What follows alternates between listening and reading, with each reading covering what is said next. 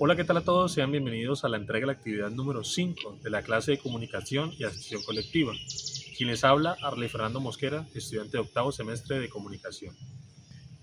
¿Alguna vez ustedes han escuchado qué es la primavera árabe o la primera línea en Colombia? Si usted no conoce ni sabe qué sucedió en estos dos grandes acontecimientos, por favor no se despegue y siga muy atento a la siguiente información. Hace 7 años, varios países del Medio Oriente se vieron sacudidos por revueltas, protestas, levantamientos e intervenciones que dejaron como resultado una reconfiguración del mapa de la región. Desde entonces, las crisis internas desataron un clima de inestabilidad permanente. A esta serie de conflictos se la conoce como Primavera Árabe, donde participaron Túnez, Argelia, Mauritania, Sahara Occidental, Arabia Saudí, Omán, Yemen, Libia, Líbano, Kuwait, Sudán, Jordania, Siria, Egipto, Irak, Irán, Marruecos, Palestina, Emiratos Árabes Unidos y Qatar. Todo comenzó un 17 de diciembre del 2010, cuando un mercader ambulante tunecino fue despojado de sus mercancías y ahorros. Su desesperación e indignación lo llevó a inmolarse públicamente en forma de protesta, lo que movilizó a miles de tunecinos a levantar protestas contra el gobierno de Zine El Abidine Ben Ali. Las protestas fueron replicadas por los habitantes de los países árabes vecinos, que padecían de condiciones similares: altos precios de alimentos, falta de trabajo, represión, reclamos de libertad y derechos democráticos, búsqueda de cambio de gobierno o régimen. El sabotaje, el blanqueo de carreteras, la huelga y el enfrentamiento directo con las fuerzas del orden fueron la verdadera cara de la primavera árabe. Túnez. La inmolación del mercader tunecino desató una ola de manifestaciones y se extendió desde la periferia del país hacia la capital, y en tan solo 2 meses de protesta, el gobierno de Ben Ali fue derrocado.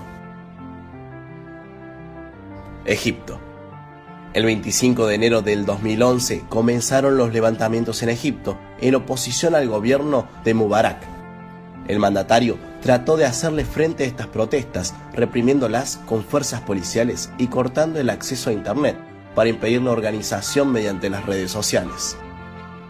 Mubarak intentó frenar el conflicto realizando cambios en su gobierno. Sin embargo, esto no alcanzó para cesar protestas, por lo que el 10 de febrero del 2011, Hosni Mubarak cedió el poder presidencial. Finalmente, Mohamed El Baradei asumió el gobierno luego de las elecciones democráticas. Libia. Inspirados en las revoluciones de Túnez y Egipto, la población civil comenzó a manifestarse masivamente en contra de su presidente, el dictador Muammar el-Gaddafi. La reacción del gobierno fue inmediata y violenta, lo que provocó enfrentamientos entre las fuerzas leales al gobierno y opositores, quienes habían creado el Frente de Liberación de Libia. Esto desencadenó una guerra civil. En el mes de agosto, las fuerzas rebeldes tomaron la capital Trípoli, estableciéndose como grandes vencedores. Después de eso, el ejército del gobierno comenzó a perder su poder. El 20 de octubre de 2011, Gaddafi es tomado prisionero y es ejecutado. Ese mismo día, la guerra civil acabó.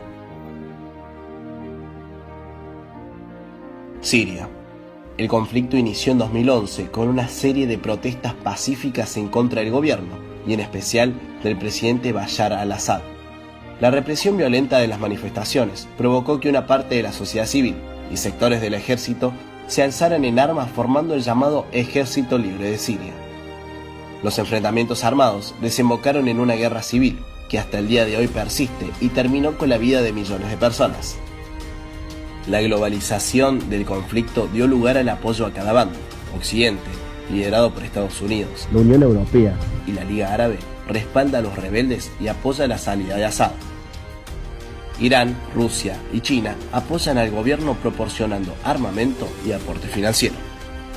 Si bien la primavera árabe logró acabar con gobiernos dictatoriales, dejó como resultado un Medio Oriente con inestabilidad geográfica, económica, política y social, y convirtiendo la región en un escenario ideal para la intervención de países en el territorio y el fortalecimiento de grupos terroristas como el Estado Islámico. ¿Han escuchado ustedes todo lo que sucedió en la primavera árabe. Ahora nos trasladamos aquí a Colombia para conocer qué es la famosa Primera Línea.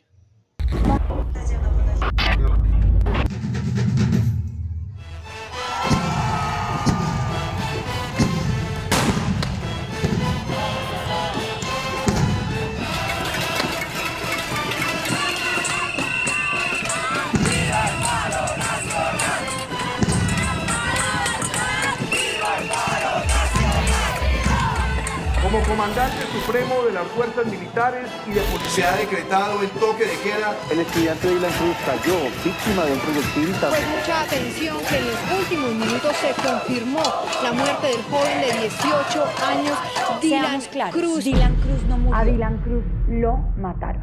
Colombia tendrá una jornada de protestas convocada por diferentes sectores sociales. Sabemos que son muchos los desafíos que como país tenemos que superar, que son válidas muchas de las aspiraciones sociales y que tenemos problemas que a lo largo de la historia han envejecido mal.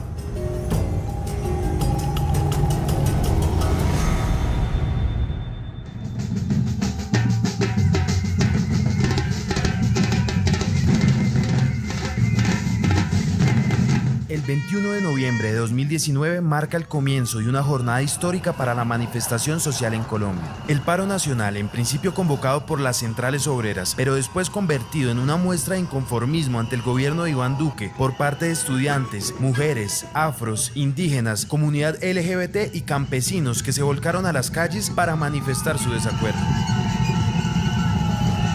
Este día fue la antesala de multitudinarias marchas de protesta que se extendieron durante 3 semanas.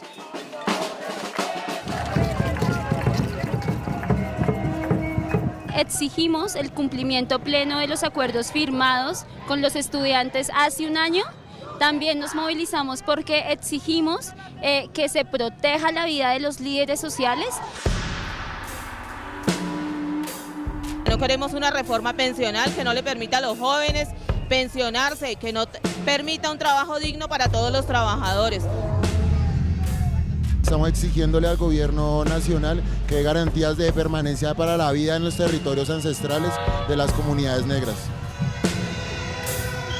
Estamos marchando por nuestro ambiente, estamos marchando por los derechos de las mujeres, de la comunidad LGTBI, contra el genocidio indígena. Nos estamos movilizando en contra del paquetazo de Duque.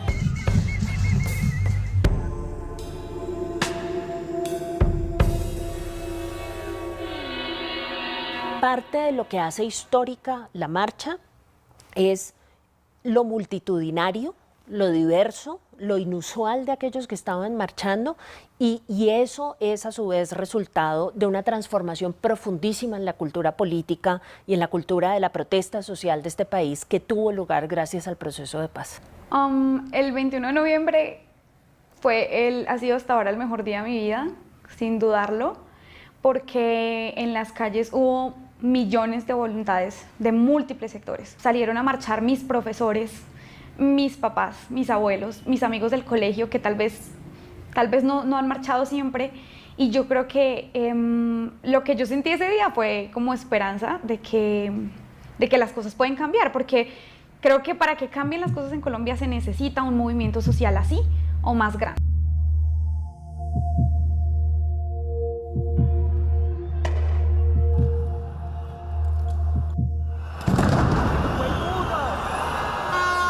En el primer día, luego de 8 horas de manifestación social, en su mayoría pacífica, se presentaron enfrentamientos entre encapuchados y la policía en la Plaza de Bolívar, la calle 26 con carrera 68, el Portal Suba y la Universidad Nacional, entre otros escenarios. Hubo múltiples hechos de exceso y abuso policial contra los manifestantes, vandalismo contra el transporte público de los saboteadores e incluso el uso de artefactos explosivos artesanales por parte de algunos encapuchados.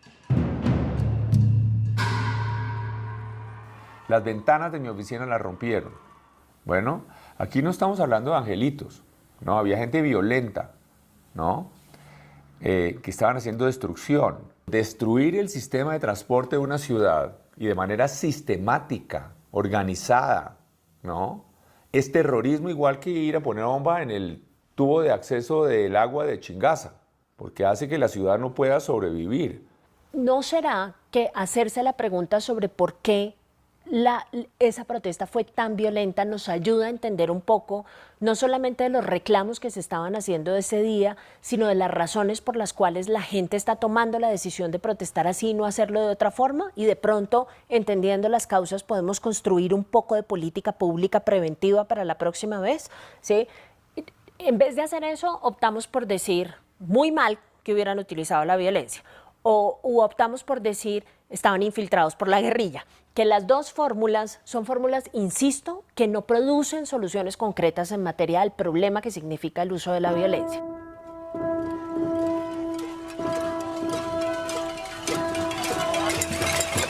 Al final de la tarde de ese 21 de noviembre, cuando las marchas parecían haberse apaciguado tras la dispersión policial, miles de colombianos se sostuvieron en las calles. Al llegar la noche, algunos en pijama, en medio del ambiente festivo y musical que se mantuvo desde el inicio de la jornada, las personas siguieron en las calles con su grito de protesta, con un detalle que ya era usual en Venezuela, Argentina o Chile, pero que en Colombia no se había visto o escuchado en la historia reciente: el cacerolazo. Un sonoro coro de protesta que se oyó en toda la ciudad y que se replicó desde las ventanas de las casas y apartamentos. Como lo vieron en el video anterior, un análisis puntual que realizó el periódico El Espectador, así es como surgió las protestas sociales en el 2019. Pero a raíz de ello surgió la famosa primera línea en Colombia. Y por eso he venido hasta aquí, hasta la ciudad de Neiva, para entrevistar puntualmente a una persona que participó y fue fundamental para la primera línea en Neiva. Luego de haber escuchado todo lo que sucedió en el 2019 y los que impulsó a todas estas marchas multitudinarias o movimientos sociales, se creó la famosa primera línea. Hoy me encuentro con alias El Santi. Se hace llamar de esta manera para proteger su identidad. Fue una persona que participó en la primera línea durante las marchas del 2019 y los estallidos sociales que allí sucedieron. ¿Cómo nace la primera línea en Neiva? Pues nuestro objetivo inicial de la primera línea fue, como por así decirlo, repeler todos los ataques y la violencia por parte del ESMAD. Empezamos a ver obviamente la represión que hubo en ese momento y se crea la primera línea defensiva. Obviamente queríamos con el fin de defender a las personas que estaban manifestando. Ok. ¿De quiénes se defendían ustedes? Principalmente del ESMAD, porque el ESMAD no miraba a dónde va a disparar. El ESMAD, por así decirlo, disparaba a todos y pues hay personas que están haciendo un plantón pacífico y pues llega y se desplegaba la represión. ¿Cómo llegó usted a ser parte de la primera línea? Pues yo hacía parte de la universidad aquí en Neiva. Y con un grupo de compañeros salimos a marchar de manera pacífica. Realmente no puedo especificar cuándo hice parte o qué fecha empecé a ser parte de la primera línea, porque realmente surgió de un momento inesperado. Crear la famosa primera línea simplemente nace unidos de diferentes personas, entre ellas muchos hombres, para formar escudos humanos frente a los ataques del ESMAD. Ok. ¿Con qué objetos se defendían ustedes en las marchas?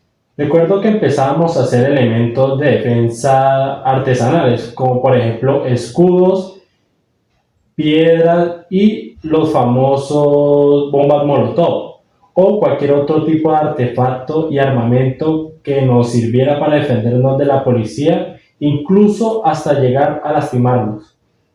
Ok. Y algo que es muy controversial y que no solo sucedió aquí en Neiva, sino en las diferentes ciudades. No solo sucedió aquí en Neiva, un dato curioso, sino en diferentes ciudades. Pero por lo menos para ustedes, la primera línea, ¿qué significaba el puente de la resistencia? Para nosotros se volvió más que un simple puente. Lo veíamos como un puente de la resistencia.